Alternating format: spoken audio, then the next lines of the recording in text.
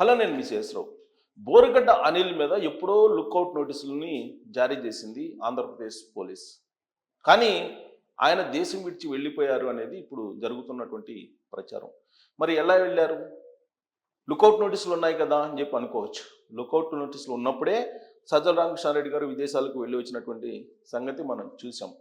అలాగే చెవిరెడ్డి భాస్కర్ రెడ్డి కుమారుడు విదేశాలకు వెళ్తూ వెళ్తూ పట్టుబడినటువంటి విషయం కూడా మనం చూసాం.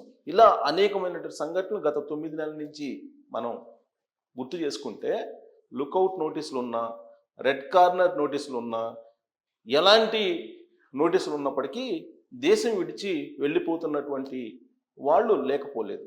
మరి బోరుగడ్డ అనిల్ వెళ్ళలేడా అంటే, నకిలీ సర్టిఫికేట్ పెట్టి కోర్టుల్ని పోలీసుల్ని బురిడీ కొట్టించినటువంటి బోరుగడ్డ అనిల్ ఈజీగా వెళ్ళిపోయి ఉండవచ్చు అనేది ఒక అనుమానం పోలీసులకి. పైగా ఆయన ఎక్కడికి వెళ్ళి ఉంటారు అని అంటే ఖండాంతరాలు దాటి వెళ్ళిపోయి ఉండవచ్చు అనేటువంటి అనుమానాన్ని వ్యక్తం చేస్తున్నారు. తొలి నుంచి కూడా నీరస స్వభావం కలిగినటువంటి వ్యక్తి బోరుగడ్డ అనిల్. అందుకే ఆయన మీద రౌడీ షీట్ ఉంది. ఏఎల్సి చర్చికి సంబంధించినటువంటి ల్యాండ్స్ విషయంలో దందా నిర్వహించి అక్కడ బెదిరింపు ధోరణులకు దిగి హత్యాయత్నం చేసినటువంటి నేరస్తుడు బోరుగడ్డ అనిల్. ఆయన నేపథ్యం అంతా కూడా నేరమయమే. మరి అలాంటి బోరుగడ్డ అనిల్కి ఫుల్ పవర్స్ ఉండేవి జగన్మోహన్ రెడ్డి గారు ముఖ్యమంత్రిగా ఉన్నప్పుడు. వైఎస్ఆర్ కాంగ్రెస్ పార్టీ అధికారంలో ఉన్నప్పుడు ఆయన అందరి మీద అన్పార్లమెంటరీ వర్డ్స్ ఉపయోగించారు. అంతేకాదు జర్నలిస్టులను కూడా లేపేస్తామని చెప్పి డైరెక్ట్గా బహిరంగంగానే చెప్పినటువంటి సందర్భాలు ఉన్నాయి. అంత నటోరియస్ క్రిమినల్ బోరుగడ్డ అనిల్ అనేది పోలీసులు చెప్తూ ఉంటారు కొంతమంది. కానీ మరికొంతమంది పోలీసులు ఆయనకి పోలీస్ స్టేషన్లో ఉన్న లేదా జైల్లో ఉన్న రాచ మర్యాదలను ఏర్పాటు చేస్తూ ఉన్నారు. మన గుంటూరులో పోలీసులు, అరణ్యపేట పోలీసులు ఆయన్ని అరెస్ట్ చేసినటువంటి సందర్భంగా ఆయన మేనల్లుడిని తీసుకొచ్చి ఆడుకునేదానికి వెసులుబాటు కల్పించారు. అంతేకాదు ఆయనకి బెడ్ పనుకోవడానికి ఫ్యాను ప్రత్యేకంగా ఏర్పాటు చేశారు. ఆ విషయాన్ని బయటికి పెట్టినటువంటి సంబంధిత విలేకరిని పోలీసులు టార్గెట్ చేశారు. ఆ విలేకరి మీద కేసు పెట్టారు. ఆ తర్వాత అది బయటకు వచ్చింది ఆ వీడియో. విధులైనటువంటి పరిస్థితుల్లో కొంతమంది కానిస్టేబుల్ని వీఆర్కి పనిష్మెంట్ మీద పంపించారు. ఆ తర్వాత కోర్టుకి ప్రొడ్యూస్ చేసేటువంటి సమయంలో రాజమండ్రి సెంట్రల్ జైలుకి గుంటూరు నుంచి తీసుకెళ్లేటువంటి సమయంలో ఆయన వెళ్తూ ఆ కోర్టు కానిస్టేబుల్స్కి దావత్ ఇచ్చారు ఒక రెస్టారెంట్లో. ఆ రెస్టారెంట్లో పోలీసులతో కలిసి దావత్ చేసుకున్నారు బోరుగడ్డ అనిల్. ఆ దృశ్యాన్ని అక్కడ ఉన్నటువంటి ఒక వ్యక్తి షూట్ చేసే ప్రయత్నం చేస్తే అతనితోటి గొడవ పడ్డారు. దీంతో అతను పోలీసులకి ఇన్ఫార్మ్ చేస్తే అప్పుడు అసలు ఏం జరిగిందని ఎంక్వైరీ చేసినటువంటి క్రమంలో సీసీ ఫుటేజీలు, ఆ రెస్టారెంట్ సీసీ ఫుటేజీలు తీస్తే పోలీసులతో కలిసి దావత్ చేసుకుంటూ ఉన్నారు బోరుగడ్డ అనిల్. అప్పుడు ఆ సెక్యూరిటీగా వెళ్ళినటువంటి కానిస్టేబుల్ని సస్పెండ్ చేశారు. అంటే ఇదంతా కూడా నేను ఎందుకు రివీల్ చేస్తున్నానంటే, బోరుగడ్డ అనిల్కి పోలీస్కి మధ్య ఉన్నటువంటి అవినాభావ సంబంధం ఎలా ఉండేది అనే దానికి నేను గుర్తు చేస్తున్నాను. ఈ బాంధవ్యం, ఈ సాన్నిహిత్యం అంతా ఎప్పటి నుంచి వచ్చింది? వైఎస్ఆర్ కాంగ్రెస్ పార్టీ అధికారంలో ఉన్నప్పటి నుంచి వచ్చింది. ఆయన ఉండేది వేళంగి నగర్ గుంటూరు, అలాగే రాజేంద్ర నగర్. ఈ రెండు ఆయన అడ్డాలు. వేళంగి నగర్ అనేది గతంలో, ఇప్పుడు ఎలా ఉందో నాకు అవగాహన లేదు కానీ నేను అక్కడ పనిచేస్తున్నప్పుడు ఒక పేపర్కి అది రౌడీ షీటర్లకి అడ్డాగా ఉండేది ఒకప్పుడు. ఆ తర్వాత మారిపోయి ఉండొచ్చు. అలాంటి వేళంగి నగర్ని అడ్డాగా చేసుకొని ఈయన దందాలను నిర్వహిస్తూ రౌడీ షీటర్గా అక్కడ అందరికీ పరిచయం.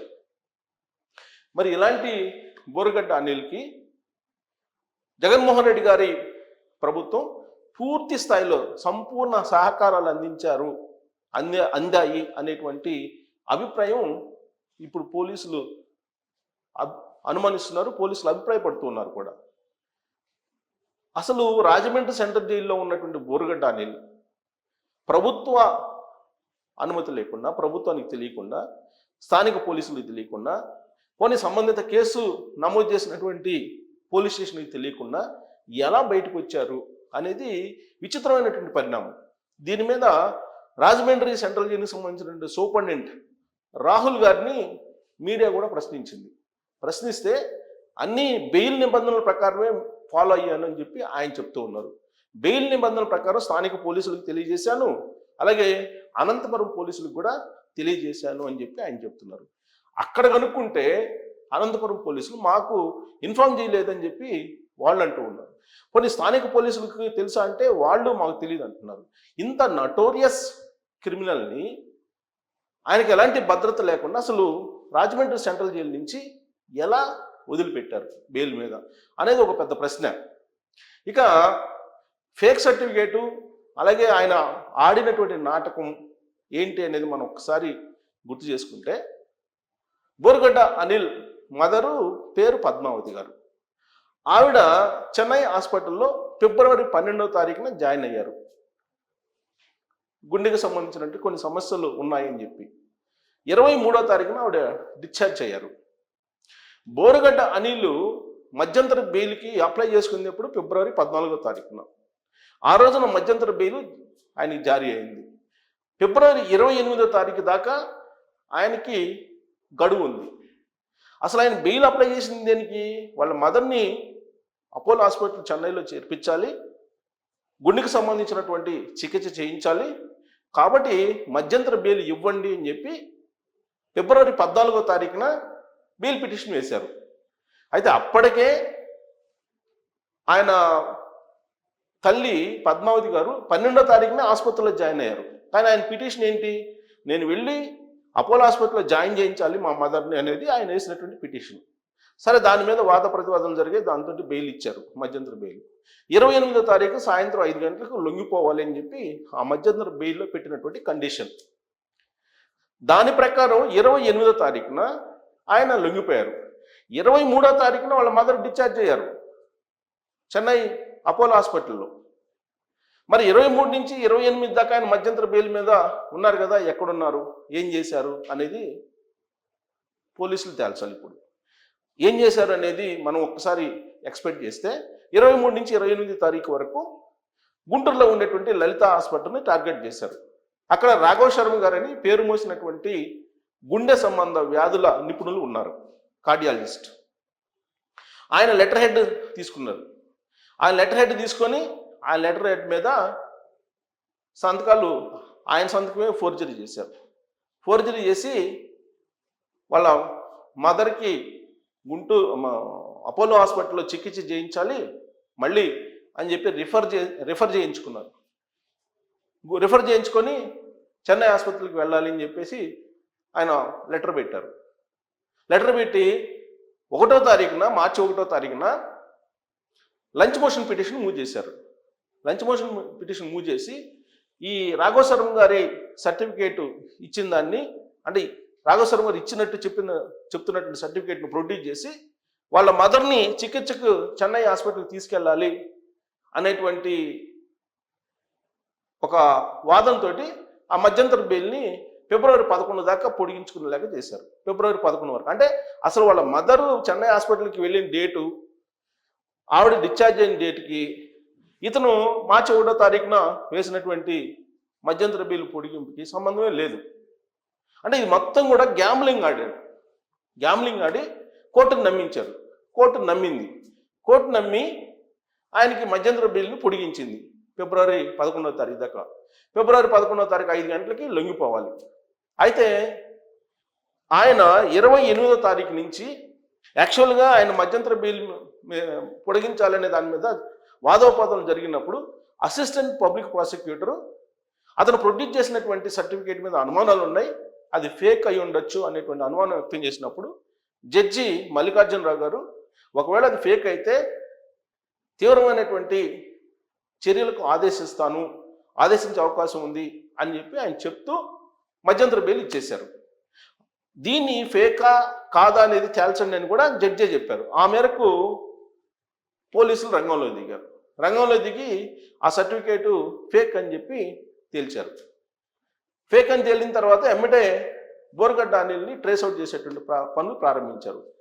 బట్ స్విచ్ ఆఫ్ చేస్తున్నారు. ఫోన్లు ఆయన సొంత ఫోన్ స్విచ్ ఆఫ్ చేస్తున్నారు, అలాగే వాళ్ళ బంధువులకు సంబంధించిన ఫోన్లు, వాళ్ళ కుటుంబీకులకు సంబంధించిన ఫోన్లు అన్నీ స్విచ్ ఆఫ్ అయ్యండి. అయితే చివరి సిగ్నల్ ఎక్కడ దొరికింది బోరుగడ్డ అనిల్ అంటే హైదరాబాద్ పరిసర ప్రాంతాల్లో దొరికింది సిగ్నల్. దీన్ని పట్టుకున్నారు పోలీసులు. మరి హైదరాబాద్లో ఎక్కడుండి ఉండొచ్చు అనే దాని మీద ఎంక్వైరీ చేస్తున్నారు. కానీ చివరి సిగ్నల్ హైదరాబాద్లో కనిపించినప్పటికీ ఆ తర్వాత ఆయన ఆ ఫోన్ కాకుండా వేరే ఫోన్ వాడారు. ఆ వేరే ఫోన్ నుంచి బంధువులకి వాళ్ళ కుటుంబీకులకి టచ్లో ఉన్నట్టు పోలీసులు కనుగొన్నారు. అంతవరకు ఇన్వెస్టిగేషన్ జరిగింది. కానీ ఆ తర్వాత ఏం జరిగింది? 1వ తారీఖు మధ్యంతర బెయిల్ పొడిగించారు. అది ఫేక్ అని తేలింది. ఈ గత 4-5 రోజుల నుంచి బోరుగడ్డ అనిల్ ఎక్కడ ఉన్నారో తెలియదు పోలీసులు.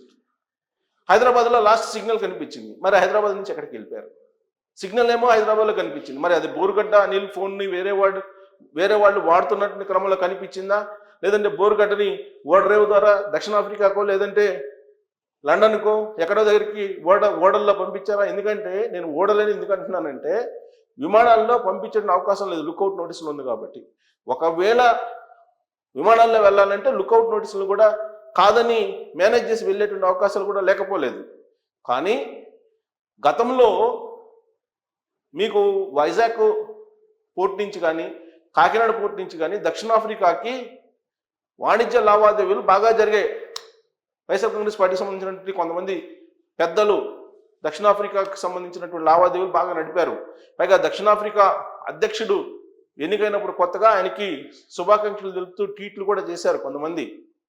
మరి వాళ్ళు ఈయన్ని సముద్ర మార్గం ద్వారా తరలించారా బోరుగడ్డ అనిల్ ఫ్యామిలీ మొత్తాన్ని? వాళ్ళ ఫ్యామిలీలో ఎవ్వరు కనిపించట్లే. ఇప్పుడు అందరూ ఎస్కేప్. ఇప్పుడు పోలీసులు తెల్లముఖం వేసుకొని చూస్తున్నటువంటి పరిస్థితి. మరి దీనికి ఎవరు బాధ్యత వహిస్తారు? ఇంత జరిగితే ఇంటెలిజెన్స్ ఏం చేస్తుంది? ఆంధ్రప్రదేశ్ ఇంటెలిజెన్స్ ఏం చేస్తుంది? ఇంటెలిజెన్స్కి తెలుసా తెలీదా? ఇంటెలిజెన్స్ ఎస్పీగా ఎవరున్నారు? ఆ ఇంటెలిజెన్స్ ఎస్పీ ఏం చేస్తున్నారు? ఇంటెలిజెన్స్ చీఫ్ ఏం చేస్తున్నారు? ఇంటెలిజెన్స్ ఎస్పీ నియామకం అప్పుడే తెలుగుదేశం పార్టీ సోషల్ మీడియా అకౌంట్స్లో ఆ ఎస్పీ నియామకం మీద రకరకాల ఆరోపణలు వచ్చినాయి. మరి ఇంటెలిజెన్స్ చీఫ్ ఏం చేస్తున్నారు? సూపరింటెండెంట్ రాహుల్ చెప్తుంది పొసగడం లేదు. రాహుల్ చెప్తున్న దానికి సంబంధిత పోలీస్ స్టేషన్లో ఆ పోలీసులు చెప్తున్న వర్షానికి సంబంధం లేకుండా ఉంది. మరి ఎవరు బోరుగడ్డ అనిల్ని క్షేమంగా ఖండాంతరాలు దాటించారు అనే దాని మీద ఇప్పుడు ఒక పెద్ద చర్చ జరుగుతుంది. మరి ఆంధ్రప్రదేశ్ పోలీసులు ఖండాంతరాల్లో ఉన్న సప్త సముద్రాల అవతల ఉన్న తీసుకొచ్చి శిక్షించేటువంటి అవకాశం ఉందా అనే దాని మీద మీరు ట్రోల్ చేయొచ్చు. Thank you.